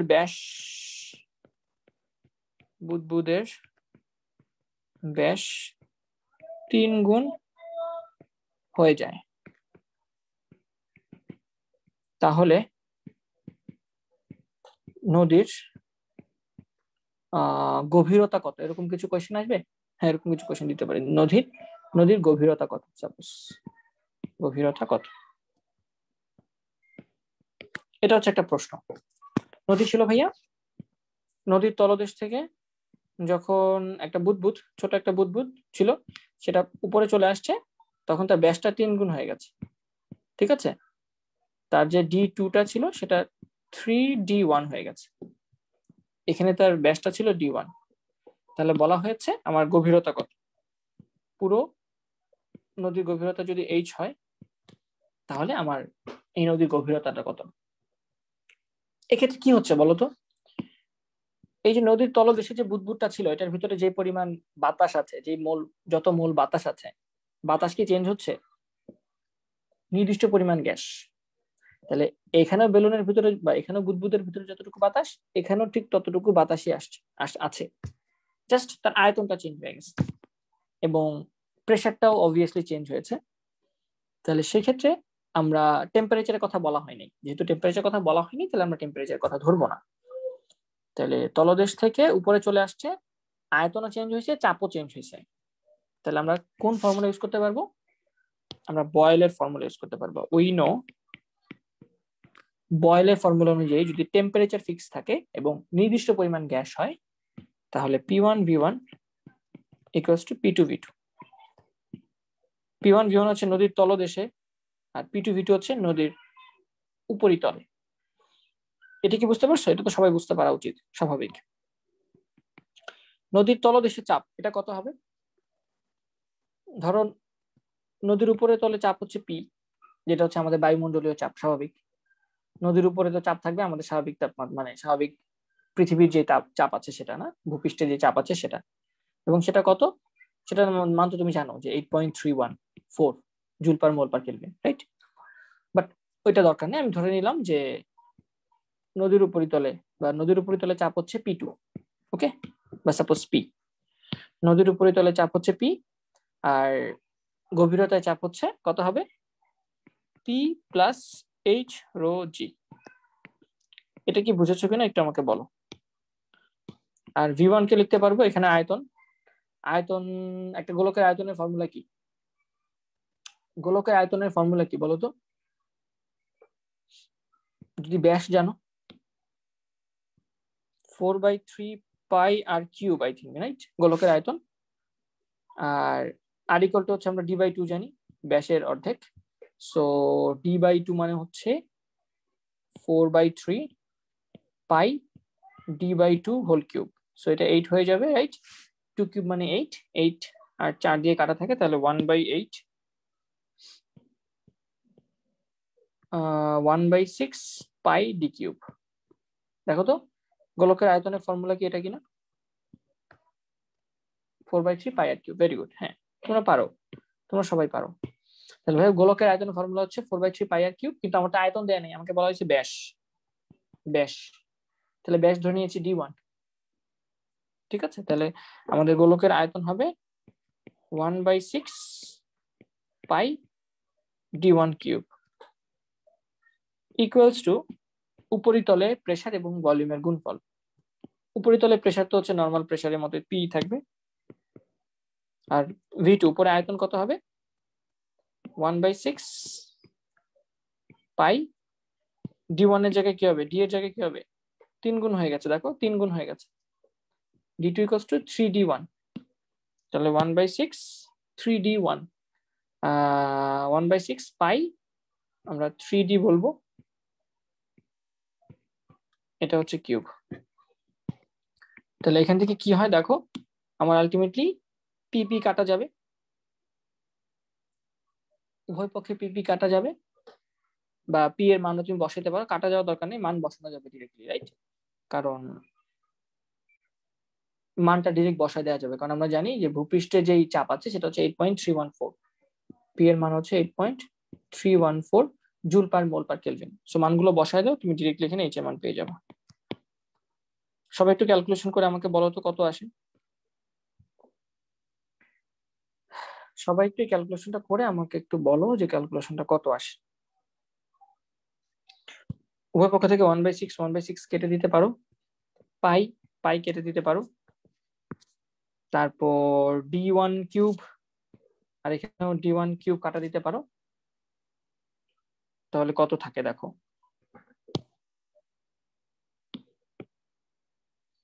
কেউ না বুঝলে আমাকে বললে আমি আবার বুঝাই দেবো, সমস্যা নেই। পি প্লাস এইচ রোজি বুঝি নাই, আচ্ছা ঠিক আছে। তোমরা তরলের গভীরতায়, পানির গভীরতায় চাপ বের করতে পারো না? ক্লাস এসএসসি তে পড়ে আসছো না ভাইয়া, যে পানির বিভিন্ন গভীরতায় চাপ কত হয়? উপরে যদি চাপ হয় পি, তাহলে যত হাইট নিচে যাবা চাপ কি হবে, P equals to H rho G হয়, এটা জানো না? তরলের গভীরতায় চাপ P equals to H rho G, H হচ্ছে পানির হাইট, রো হচ্ছে ঘনত্ব, জি হচ্ছে অভিকর্ষ ত্বরণ। বিভিন্ন গভীরতায় চাপ বের করে আসছো না, আসছো কিনা? পানির বিভিন্ন গভীরতায় চাপ বের করে আসছো তো ছোটবেলায়, আমার মনে হয় চ্যাপ্টার 6 এ এসএসসি ফিজিক্সে চ্যাপ্টার 6 এ পড়ে আসছো, বিভিন্ন গভীরতায় চাপ হচ্ছে এটা। তাহলে ভূপৃষ্ঠে যদি চাপ হয়, মানে পানির উপরে যদি চাপ হয় পি, যত নিচে যাবা তার সাথে কি প্রেসার অ্যাড হবে না? আমি তো পানির নিচে যাচ্ছি, তাহলে যত নিচে যাবা প্রেসার তত অ্যাড হবে এইচ রো জি আকারে। তাহলে ধরো এরকম 100 মিটার নিচে যে চাপটা প্রেসার সেটা হচ্ছে P equals to H rho G, আর ভূপৃষ্ঠের উপরে চাপ ছিল পি, তাহলে এখানে মোট চাপ কত হবে বলো, মোট চাপ কত হবে, পি প্লাস এইচ রো জি না? এটা কোন একটা নদীর তলদেশে একদম নিচে কি চাপটা কি থাকবে, প্রথমত তার উপরে যে চাপটা আছে, মানে পানির উপরে যে চাপটা আছে সেটা, যেটা হচ্ছে স্বাভাবিক চাপ আমাদের, যত নিচে যাব হাইটের জন্য এইচ রো জি চাপ বাড়বে। তাহলে এখানে মোট চাপ কত, নিচে মোট চাপ কত, বেলুনটার উপরে মোট চাপ কত, সেটা হচ্ছে এই গভীর ভূপৃষ্ঠের চাপ বা পানির উপরিতলে চাপ যোগ এইচ রো জি, এইচ পরিমাণ তরলের জন্য যে চাপটা আছে সেটা। এটা কি বুঝতে পারছো সবাই? আমাকে একটু ভাইয়া কাইন্ডলি জানাও এখন বুঝতে পারছি। ওকে, চ্যাপ্টার 6 পড়াই নাই স্যার, আচ্ছা এখন তো পড়লা যে পানির বিভিন্ন গভীরতায় চাপ বের করা যায়, বুঝতে পারছো? যত গভীরে যাবা চাপ তত বাড়বে। সো এইচ যদি গভীরতা হয় তাহলে চাপ হবে এইচ রো জি, আর তার উপরে পৃষ্ঠে একটা চাপ আছে। সো বেলুনটা তো উপরে ছিল, নর্মালি উপরেই থাকার কথা, ভূপৃষ্ঠের সমান, মানে ভূপৃষ্ঠের সমান্তরালেই থাকার কথা, উপরে থাকার কথা, যেখানে চাপ হচ্ছে আমার 8.314 আমরা জানি। আর যত নিচে যাবো আস্তে আস্তে প্রেসার অ্যাড হবে, এইচ রো জি আকারে প্রেসার অ্যাড হতে থাকবে। সো গভীরতায় চাপ P1 যেটা হবে আমার পানির উপরিতলে চাপ যোগ এইচ রো জি, আর উপরিতলে চাপ তো পি থাকবে, গভীরতা আয়তন হবে 1/6 পাই d1 কিউব, আর আমার এখানে উপরিতলে আয়তন হবে 1/6 পাই d2 কিউব, যেখানে d2 জায়গায় আমি 3d1 বসাই দিয়েছি, কারণ এখানে দেওয়া আছে উপরে আসলে ব্যাস 3 গুণ হয়ে যায়। এটা আমি একটু কঠিন করাইছি, এটা আরো সহজ ছিল বইয়ে ম্যাথ, বইয়ে ম্যাথ এরকম সহজ ছিল বা সহজ আছে এরকম। তলদেশ থেকে উপরে আসা আয়তন 5 গুণ হয়ে গেছে, বায়ুমণ্ডলে চাপ দেওয়া আছে, গভীরতা কত, এরকম ছিল। তলদেশ থেকে বেলুন উপরে আসায় আয়তন 5 গুণ হয়ে গেছে, এটা সহজ হয়ে গেছে, গভীরতা কত? এটা হচ্ছে তোমাদের বইয়ের ম্যাথ। তাহলে ধরে নেই গভীরতায় চাপ হচ্ছে P1V1, আয়তন চাপ আয়তন, আর উপরে হচ্ছে P2V2। ঠিক আছে, তাহলে আমরা জানি বয়েলের সূত্র অনুযায়ী we know P1V1 is equals to P2V2। P1 হচ্ছে গভীরতায় চাপ, গভীরতায় চাপ কত হবে? উপরিতলের চাপ যোগ h রো জি। V1 নিচে আয়তন কত, ধরো আয়তন V1ই রাখি, উপরিতলে চাপ এটা হচ্ছে P, আর উপরিতলে আয়তন 5 গুণ হয়ে গেছে, দেখো আয়তন 5 গুণ হয়ে গেছে, এখানে 5 গুণ আয়তন 5V1। এরপর তুমি এই V1 কেটে দাও, এখান থেকে এই পিটা যদি এই পাশে চলে যায়, বা এই পাশে আছে 5P1, এখানে আছে P, তাহলে কাটাকাটি গিয়ে 4P1 থাকবে বা 4P থাকবে, আর এই পাশে h রো জি থাকবে। তাহলে P is equals to h rho G divided by P। h এর মান, আচ্ছা আমরা তো প্রেসার না, আমরা h বের করব, গভীরতা কত। তাহলে এখান থেকে h equals to 4P by rho G. 4P এর মান হচ্ছে 8.314, আর রো এর মান হচ্ছে 1000 কেজি পার মিটার কিউব, আমরা তো জানি পানির ঘনত্ব, আর জি তো হচ্ছে 9.8। শেষ অ্যান্সার। এটা হচ্ছে বইয়ের ম্যাথ, খুবই সহজ একটা ম্যাথ। তলদেশ থেকে একটা বেলুন উপরে চলে আসছে, এতে আয়তন 5 গুণ হয়ে গেছে, তাহলে V2 সমান বলতে পারি 5V1। আর P1 গভীরতায় চাপ কত হবে? উপরিতলে চাপ P যোগ h রো জি, h গভীরতার জন্য যে চাপটা আছে সেটা। এটা বুঝছো কিনা সবাই সেটা বলো। P1 কে আমি P প্লাস h রো জি লিখেছি, এটা বুঝেছো কিনা? গভীরতায় চাপ, গভীরতায় চাপকে আমি লিখেছি আমার উপরিতলে চাপ যোগ h রো জি, আর উপরিতলে চাপকে লিখেছি জাস্ট P, মানে এটা তো স্বাভাবিক। বায়ুমণ্ডলের চাপ যেটা, সেটাই হচ্ছে আমার পানির উপরিতলে যে চাপটা হবে সেটা। সেম কোয়েশ্চেন, P এর মান 8.314 কেন? P মানে হচ্ছে প্রেসার, বায়ুমণ্ডলীয় চাপ, বায়ুমণ্ডলীয় চাপ। আচ্ছা 8.314, হা দেখছো নাকি, তাড়াহুড়ো করে একটা ভুল করছি। 8.3, P এর মান 8.3 কেন? P এর মান কত? আমাদের প্রেসার কত বলতো? 101325 না, 101325 কিলো প্যাসকেল, মানে প্যাসকেল যেটাকে বলা হয় নিউটন পার মিটার স্কয়ার, বা প্যাসকেল বলতে পারি। হ্যাঁ খেয়াল করবো না, পি এর মান 8.314 কেন? এটা তো আর এর মান, এটা হবে 101325 প্যাসকেল, বা 101.325 কিলো প্যাসকেল, বা 10⁵ প্যাসকেল। বায়ুমণ্ডলীয় চাপ এটা কত? হ্যাঁ এটা খেয়ালই নেই আমার। বায়ুমণ্ডলীয় চাপ এটার মান কত? এটার মান অনেক সময় ধরা হয় 10⁵ নিউটন পার মিটার স্কয়ার, অথবা এক্স্যাক্টলি ধরতে গেলে 101325 প্যাসকেল, অথবা এটাকে বলা যায়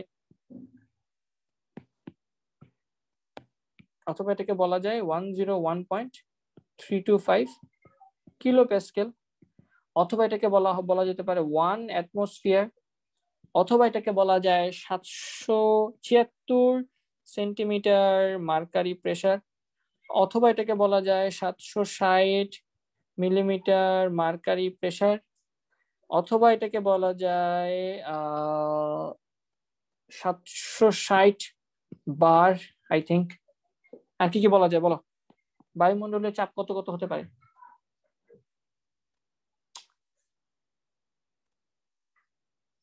ওকে ওকে ওকে ওকে, হ্যাঁ বলো আর কত বলো। 101325, 101325, হ্যাঁ এটা প্রেসার, প্রেসারের মান আমি 8.314 বসাচ্ছিলাম, আর এর মান বসাচ্ছিলাম। নয়েজ নয়েজ নয়েজ কেন হয়?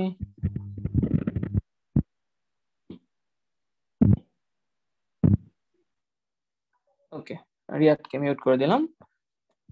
এটা কি বুঝতে পারছো? এটা সহজ একটা ম্যাথ, যে তলদেশ থেকে যখন একটা বেলুন উপরে চলে আসলো তখন আয়তন 5 গুণ হয়ে যাচ্ছে, আয়তন 5 গুণ হয়ে যাচ্ছে। তাহলে সেক্ষেত্রে আমার গভীরতা কত ছিল সেটা বের করো। Simple, P1V1 = P2V2। ঠিক আছে, P1 হচ্ছে আমার উপরে চাপ যোগ H rho g, গভীরতার জন্য পানির জন্য যে চাপটা হয় সেটা, এই দুইটা যোগ করলে আমি পানির নিচে যে চাপটা সেটা পাবো। আর উপরে চাপ, উপরে চাপ তো হচ্ছে ডিরেক্ট আমার যে স্বাভাবিক চাপ আছে সেটা, বায়ুমণ্ডলের চাপ আছে সেটা। এটা ছিল সিম্পল একটা ম্যাথ। বাট আমি প্রথমে যেটা করাইছি এটা একটু কমপ্লেক্স ছিল, যে এখানে ডিরেক্ট বলে দেয় না যে আয়তন 5 গুণ হয়েছে, এখানে তোমাকে বলে দিছে ব্যাসটা 3 গুণ হয়েছে, ব্যাসটা 3 গুণ হয়ে গেছে। তাহলে এক্ষেত্রে তোমার এই যে V1 বা আয়তনের যে ফর্মুলা সেটা ডিরেক্ট করলে হবে না, সেটা তোমাকে ওই যে আয়তনের ব্যাস দিয়ে যে ফর্মুলা আছে সেটা বের করে আনতে হবে, তারপর এখানে ভি এর জায়গায় সেটা বসাইতে হবে। এটা কি বুঝতে পারছো সবাই? এটা কি বুঝতে পেরেছো? হোপফুলি বুঝতে পারার কথা, বুঝতে পারার কথা। এখানে আরেক ভাবেও করা যেতে পারে, তোমাকে আয়তনের জায়গায় হয়তো ব্যাস না দিয়ে ব্যাসার্ধ দিয়েও বলে দিতে পারে, ব্যাসার্ধ দিয়েও বলে দিতে পারে। একটা এক্সাম্পল দেই, হ্রদের সাপোজ একটা এক্সাম্পল দিচ্ছি, এটা সবাই করো। হ্রদের তলদেশে তাপমাত্রা 10 ডিগ্রি সেলসিয়াস এবং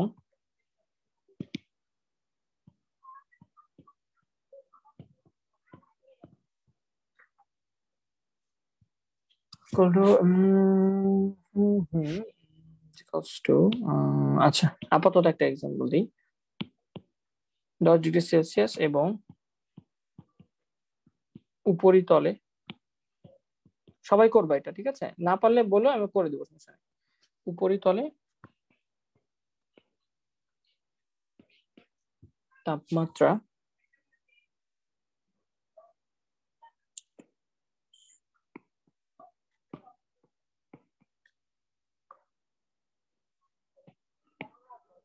তলদেশ থেকে বুদবুদ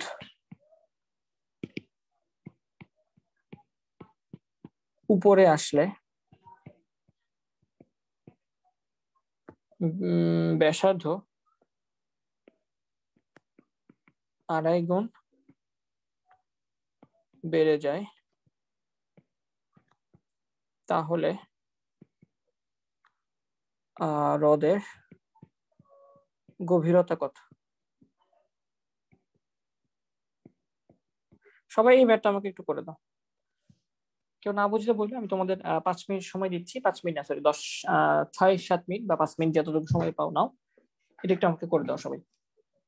আগে কি কি ইনফরমেশন আছে গিভেন সেটা একটু দেখো, গিভেন ইনফরমেশন গুলো বের করো, এরপর আস্তে আস্তে আমাকে বলো যে কোনটা কি হবে। হ্যাঁ, পি এর মানটা চেঞ্জ করে দিয়েছি, এইচ এর মান ক্লিয়ার। ট্রিকি কোয়েশ্চেন, আমি এত সময় আটকাই থাকবো মানে স্যার আপনার ক্লাস অনেক ভালো লাগে, আপনি আমাদের অনেকটি চ্যাপ্টার শেষ করায় না। অনেকটি চ্যাপ্টার, আচ্ছা থ্যাংক ইউ ভাইয়া। প্রথমত নোট খাতায় এমন তুলতে 1 atmosphere equals to 1.01325 বার নাকি? আচ্ছা ঠিক আছে। বার ইউনিটটা কি হবে বলো তো কেউ আমাকে, কারো কি মনে আছে বার ইউনিটটা কিভাবে হবে? প্রেসারের বার ইউনিটটা অ্যাটমসফিয়ারের সাথে বা মিলিমিটার পারদচাপের সাথে বার ইউনিটটা কিভাবে?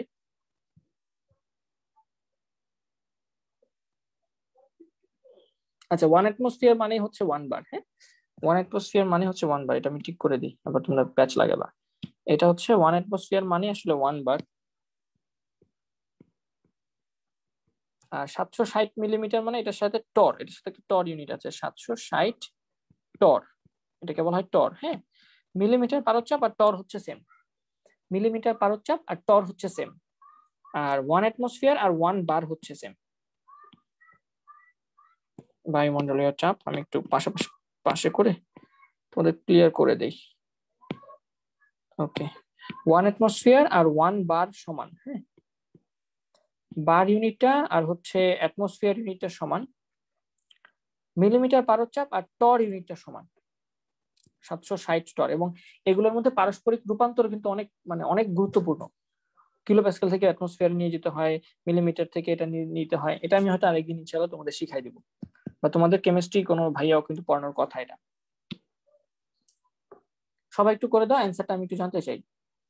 ভাইয়া এটা বয়েল ও চার্লসের সমন্বয় সূত্র দিয়ে করতে হবে না, কারণ তাপমাত্রা দুইটা মানে এই সূত্র। হ্যাঁ, এই তো সুন্দর কথা বলছো, সুন্দর কথা বলছো, সুন্দর কথা বলেছো। এখানে কিন্তু P1 V1 is equals to P2 V2 এটা দিয়ে করলে হবে না, এটা দিয়ে করলে কিন্তু হবে না। কেন? কারণ ভাই এখানে টেম্পারেচারের কথা উল্লেখ, হ্রদের তলদেশে একটা টেম্পারেচার, হ্রদের উপরে কিন্তু একটা টেম্পারেচার। সো এখানে তোমাকে যে ফর্মুলাটা ইউজ করতে হবে সেটা হচ্ছে P1 V1 by T1 equals to P2 V2 by T2। এই ফর্মুলাটা ইউজ করতে হবে সবার। তাহলে এই ফর্মুলাটা ইউজ করো এবং সবাই একটু ম্যাথটা করো, কত আসে। ফর্মুলাও বলে দিলাম, এবার অ্যান্সার তোমরা করবা। স্যার আচ্ছা, হ্যাঁ ঠিক আছে ঠিক আছে ঠিক আছে ঠিক আছে। 1 অ্যাটমসফিয়ার সমান সমান 1.01325 বার। আচ্ছা, কোডটা কি যেন? আচ্ছা, কোড কি আবার? আচ্ছা আচ্ছা ঠিক আছে, হাইড্রোজেন সায়ানাইড। হ্যাঁ, হাইড্রোজেন সায়ানাইড তোমার কথা পড়েছি ভাইয়া। It's okay it's okay it's okay. সপ্তাহে কয়দিন ক্লাস হবে এটা দেখা যাক, কতদিন ক্লাস হয়। আমরা একটু দেখি কি কি ইনফরমেশন দেওয়া আছে। প্রথমত ভাইয়া হ্রদের তলদেশ গুলো হিসাব করি। হ্যাঁ, তলদেশে তলদেশে হচ্ছে প্রেসারটা P1, ধরো এটা হবে কি আমার উপরে চাপ যোগ H রো জি। আয়তন, তলদেশে আয়তন কি হবে? যেহেতু ব্যাসার্ধ দিয়ে কথা বলা আছে, তাহলে আমি ধরে নেই যে 4/3 পাই R1 cube. Temperature T1, temperature কত দেওয়া আছে দেখো, 10 ডিগ্রি সেলসিয়াস। 10 ডিগ্রি সেলসিয়াস তার মানে 283 কেলভিন। এটা হচ্ছে গভীরতায় গেল। এবার হ্রদের উপরিতলে যেটা আছে সেটা হিসাব করি, সেটা প্রেসার P2, সেটা কত হবে? সেটা প্রেসার বায়ুমণ্ডলীয় প্রেসারের সমানই হবে, এটার সমানই হবে। তারপর V2 আয়তনটা কি হবে? T2 সবাই পারবা, T2 হচ্ছে ভাই কত দেওয়া আছে? 20 ডিগ্রি সেলসিয়াস, তার মানে হচ্ছে 293 কেলভিন। V2 কত? V2 হচ্ছে তোমরা বলবা 4/3 পাই R2 কিউব। এখন R2 এর সাথে R1 এর সম্পর্কটা কি দেখো তো, এখানে বলা আছে R2 এর সাথে R1 এর সম্পর্কটা কি বলো। এখানে মনে রাখবা R2 কিন্তু দেয়া আছে 3.5 R1, এটা হচ্ছে গিভেন। তোমরা এটা ভুল করবা, অনেকেই ভুল করবা। এই যে এটা দেয়া আছে, এটা দেয়া আছে, তোমরা সবাই লিখবা 2.5 R1, R2 ইকুয়াল টু লিখবা 2.5 R1, বাট না। আমি কি বলছি দেখো, এত গুণ বেড়ে যায়। বেড়ে যাওয়া মানে কি? আগে যতটুকু ছিল তার থেকে কতটুকু বেড়ে গেছে। আমি তো বলি নাই এত গুণ হয়, আমি বলেছি 2.5 গুণ বেড়ে যায়। তাহলে সেক্ষেত্রে 2.5 গুণ বেড়ে যাওয়া মানে তোমাকে এখানে R2টা ইউজ করতে হবে 3.5 R1। তাহলে তোমার এখানে R2 যেটা হবে সেটা হবে কত? R1 প্লাস 2.5 R1, যেটা মানে হচ্ছে 3.5 R1। সো এটা আসবে কত? 3.5 R1 কিউব। 3.5 মানে আসলে 7.5, 7.5কে আসলে লেখা যায় 7/2, তখন 7কে কিউব করবা, 7 7 49, 49 ইন্টু 7, 7 ইন্টু 7 ইন্টু 7 343, আর নিচে আসবে 2 কিউব মানে 8। So 4/3 pi 343 divided by 8 R1 cube. দেখো এই সবগুলো মান কি তোমরা বুঝতে পারছো? এটা সহজ, এই তিনটা সহজ, ইজি। P2 সমান সমান P, হ্রদের উপরিতলে প্রেসার বায়ুমণ্ডলীয় প্রেসারের সমান, এটা তোমরা সবাই পারবা। এইখানেই প্যাচটা লাগাবা, এই V2 বের করার জন্যই প্যাচটা লাগাবা। প্রথমত প্যাচ লাগাবা যে ব্যাসার্ধটা কত, 2.5 আর 1 হবে না, কারণ এখানে বলা হয়েছে বেড়ে যায়। বেড়ে যাওয়া মানে কি, কতটুকু এক্সট্রা আছে সেটা। তাহলে আগে অলরেডি যেটা ছিল তার সাথে এক্সট্রা 2.5 গুণ বেড়ে গেছে, তাহলে টোটাল ব্যাসার্ধ যেটা হবে 3.5 আর 1, 3.5 আর 1, ঠিক আছে। তো 3.5 কে কিউব করলে যা আসে সেটা আর কি লিখছি এখানে, তোমরা কাটাকাটি করতে চাইলে করে দাও, কোনো সমস্যা নেই। 4 দিয়ে 8 কে কাটো 2, তারপর যেটা লেখা আছে সেটা লিখো আর কি। সবাই কি বুঝতে পেরেছো এটা? সবাই যদি বুঝতে পারো তাহলে বলো ভাইয়াকে। তাহলে উপরে থাকবে 343 ডিভাইডেড বাই 6 পাই আর 1 কিউব। সো এই ভি এর মধ্যেই হচ্ছে যত সব ঝামেলা। আমি এটা আরো কঠিন করে দিতে পারতাম, আরো পেঁচাই দিতে পারতাম, বাট আপাতত এই পর্যন্তই থাকুক। সো এই পর্যন্ত মানগুলো বসায় দাও, যা আসে তা। P প্লাস H রো জি, V1 হচ্ছে আমার 4/3 পাই আর 1 কিউব। নিচে হচ্ছে টেম্পারেচার, টেম্পারেচার হচ্ছে আমরা পেয়েছি 283 kelvin, equals to P2 V2। P2 হচ্ছে কত পেয়েছো? P2 পেয়েছো হচ্ছে শুধু P, আর V2 পেয়েছো হচ্ছে 343 ডিভাইডেড বাই 6 পাই আর 1 কিউব, আর T2 পেয়েছো 293 কেলভিন। কেলভিন লেখা তো দরকার নেই, কেলভিন তো এমনি কাটাকাটি চলে যাবে। সো এখানেও কাটাকাটি যায়, 4/3 পাই আর 1 কিউব, 4/3 তো কাটতেছে না, শুধু কাটতেছে পাই আর 1 কিউব, পাই আর 1 কিউব। তারপর ক্যালকুলেশন করে তুমি এখানে ইজিলি পি এর মানটা বসাই দিলে এইচ এর মানটা পেয়ে যাবে। এরকম কঠিন কঠিন ম্যাথ ঘুরায় পেঁচায় কিন্তু দিলেও দিতে পারে।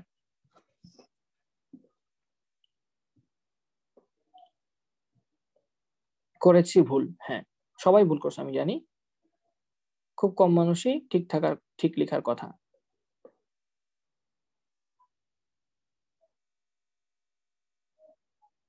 সাত ইন্টু 7 ইন্টু 7, হ্যাঁ 343 তো, 3.5 কিউব, তো কিউব করলে যেটা আসে। যাই হোক, সো অনেক কিছু পড়াইতে, ম্যাথ করাইতে করাইতে সময় চলে গেল। নদীর তলদেশে ম্যাথ করাইলাম, P equals to NRT math করাইলাম, পি এর সাথে রো, পি এর সাথে রো এর সাথে টি এর সম্পর্ক দেখাইলাম, মোলার গ্যাস ধ্রুবকের মানগুলো বললাম, তারপর এখানে তোমার পরম শূন্য তাপমাত্রার কথা বললাম, ডিগ্রি সেলসিয়াস আর কেলভিন স্কেলের যেই গ্রাফ আছে সেটা পার্থক্যটা বললাম, কারণ তোমরা এই পার্থক্যটা পারো না বা বোঝো না, খেয়াল করো না, খেয়াল করাই দিলাম। এই তো কে যেন একদিন বলছিলা 10.1 এর একটা কি জানি সলভ করাইতে বলছিলা, 10.1 এর 2 নাম্বার সমস্যাটা সলভ করাইতে বলছিলাম মেবি কেউ একজন। 10.1 এর 2 নাম্বার, হ্যাঁ এই যে 2 নাম্বারটা করাই দিলাম, এভাবে করো, ঠিক আছে। P1 V1 equals to P2 V2 এভাবে করলে আই থিঙ্ক ইনাফ। আমি নোটটা দিয়ে দিচ্ছি, আজকের নোটটা তোমরা একটু দেখে নিও, তোমাদের আগের ওই একই জায়গায় আপলোড হবে। 10ms ক্র্যাশ কোর্স HSC কোথায়? 10ms ক্র্যাশ কোর্স 22 চ্যাপ্টার 10, আজকে ক্লাস হচ্ছে 2 নাম্বার, এবং আমরা চেষ্টা করবো যত তাড়াতাড়ি শেষ করা যায়, ঠিক আছে। ক্লাস 02, এবং সময় তো নষ্ট করছি না তোমাদের। ক্লাস 02 জানুয়ারি 10 আপলোড, এখানে পেয়ে যাবা। আর ভাইকে জানাও আর কি কি পড়াইতে হবে, ইনশাল্লাহ আমরা এর পরের দিন হচ্ছে ওই তোমার বেকটেক সিইটি যে আছে, সি গতিশক্তি বের করা, ওগুলো পড়াই দিব। এর পরের দিন স্বাধীনতার মাত্রা দিয়ে কয়েকটা ম্যাথ করাই দিব, আর লাস্টে দিয়ে শিশির অঙ্কর ম্যাথ গুলো করাই দিব। যত তাড়াতাড়ি সম্ভব আমরা শেষ করার চেষ্টা করছি, আর ইনশাল্লাহ ম্যাথও করাবো যতগুলো পারি, বোর্ডের কোয়েশ্চেন যেগুলো আছে সেগুলোও সলভ করাবো, এবং তোমাদের যে প্রবলেম গুলো থাকবে সেগুলোও ভাইয়া সলভ করাই দিব ইনশাল্লাহ। বাট দেখি কতটুকু যাওয়া যায়, ইচ্ছা আছে অনেক কিছু করার, লেটস সি। ভালো থাকো, সুস্থ থাকো, দেখা হচ্ছে পরবর্তী ক্লাসে। আসসালামু আলাইকুম, আশা করি ভালো লাগছে আজকের ক্লাস।